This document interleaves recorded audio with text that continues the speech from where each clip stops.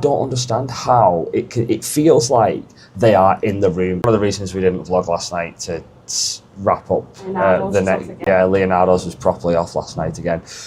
We slept with a window open, door open, and it drifted off. Yeah, it doesn't make a difference if you've got the door open or you've not got the door open. It does not make a difference on the sound because it is that loud. I don't understand how it feels like they are in the room. It feels like the speakers are on the balcony. I don't understand how it can be so loud. So that's one of the reasons why we didn't vlog. Yeah. I mean, we've got a pretty good sleeper.